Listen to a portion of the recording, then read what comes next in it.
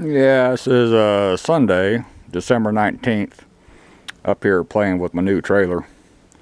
Pardon any shadows. About 2, 3 in the afternoon, I guess. Anyway, started tearing down wheel assemblies, figure out what I got. I started with this rear left best tire on the trailer. It's got a leak in it. That was the lowest tire on the trailer. Brake appears to have not been engaging at all, but the magnet has failed. And you come over here to the hub. I don't know, maybe you can see that. Where the brake shoes ride is real rough. Where the magnet rides is just slap wore out. So these are probably the original hubs, and they're done. Now they originally were oil bath. That's how you tell. You got this plastic cover with a rubber field plug in the middle. But what I pulled out, they've been packed with grease. Just a standard Timken roller bearing, inner and outer. Judging from the amount of residue on the brake plate, they had leaked oil through the seal on the back side. There's also a lot of oil contaminant on the main frame member of the trailer.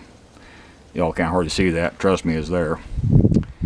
And I did see where the trailer has been overloaded and bottomed out the suspension.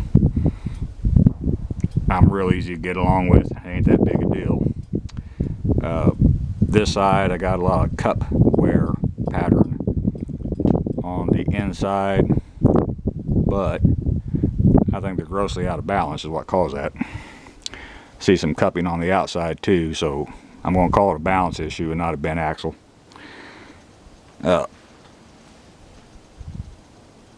What I needed to do was get one of these wheels, so I take it down to the trailer parts house and match it up. It's a Dexter 10,000 pound axle, but if you got one with you, it's a whole lot easier.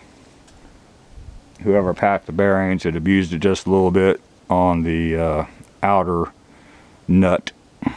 The inner nut, about 15-20 foot-pounds of torque.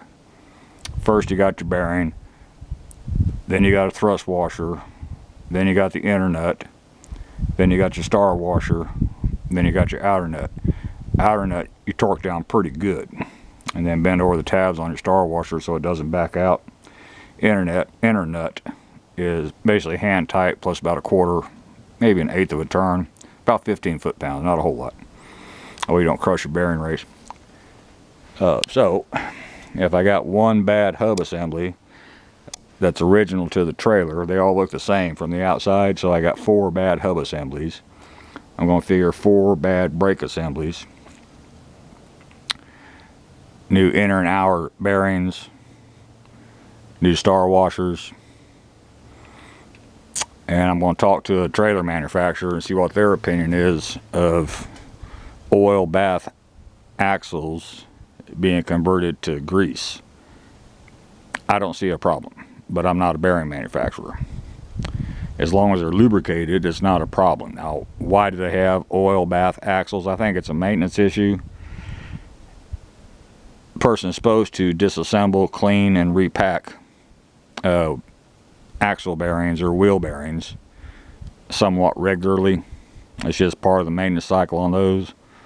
Oil bath axles, you take off the outer plastic cup and O-ring, drain out the oil, do not flush with any kind of solvent, add new oil, and you just cleaned, well, you didn't clean, you just re-lubricated your bearings with fresh oil. I could see the benefit of that. Downside is when the inner seal goes out, it goes straight to your brakes and contaminates your brakes and hub, and you definitely got no brakes. And they do go out, usually from heat or age. So anyway, I'll talk to the trailer guy. I've been doing business with him forever. He'll steer me in the right direction. I trust him. So, still no disappointments. I cut up some 6x6 for blocking so I don't crush myself.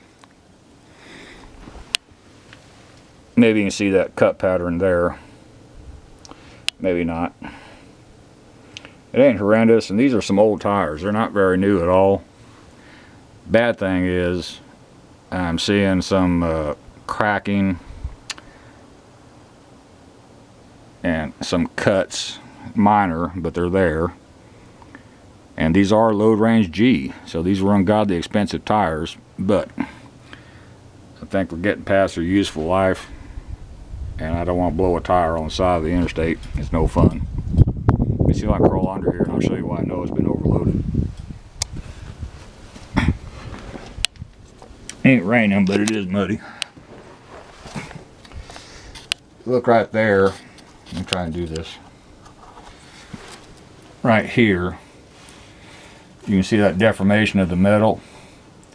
That's where the U-bolts got into, not the web, but the flat of the I-beam on both sides. Over there too. On that side over there too. Okay, but the important part on the I-beam is the web. This is the web. And it didn't spring anything. These axle tubes are at least 5 inches. They could be 6. They're monster. I don't see any indication where the end of the axle has been bent.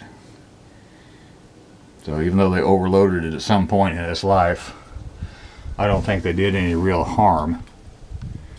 They just overloaded it. You know, people do stupid shit, and somebody did on this one. No broken springs at all. I checked all the springs.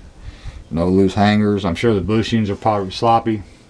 For my use, I'm not going to rebush all the suspension. It's not needed. No missing springs.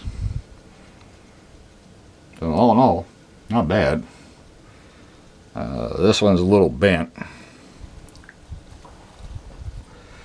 Probably wouldn't hurt to replace those springs at some point, because they lost some of their arch, probably when they overloaded it. The other one's got plenty of arch. Yeah, the arch is different. So now, am I going to fix this thing, or am I going to take it to the trailer place and let them fix it? Haven't quite decided. That hub is over 100 pounds, and I'm working on dirt. I'd have to get some plywood cut so I can roll around a jack, a floor jack. Labor, do both axle ends plus brakes. Labor's probably going to be $500. Parts, I'll ask and see. If I'm going to do all that, I'll probably let one of these little independent tire shops break down these tires and wheels instead of me doing it on my little tire machine. Dualies is kind of tough. So I don't know. Now I'll talk to the trailer people, see what they want to do, if they got time, what they're going to charge. If it's reasonable, I can just simply put everything back together, cut that magnet off so I can get the hub back on, back off the brake.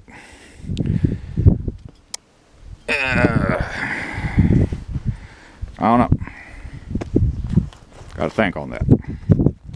I ain't getting no younger. And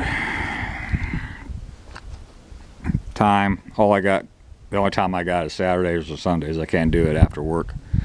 I can't take off work to do it. So I don't know. I got to think. But anyway, that's my problem to figure out, and I will. Tools. Get that hub assembly off. Get you a 6-inch puller. Makes life a whole lot easier.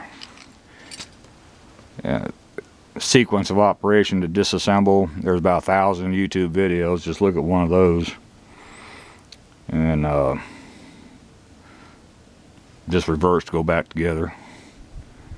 I didn't find any bad bearings on this one. No interaces were bad. No bearing surfaces were bad. Everything felt pretty good, other than just hubby and slap wore out. I'm sure the other 3 are just as bad. And while I'm up here, I'll measure some deck boards.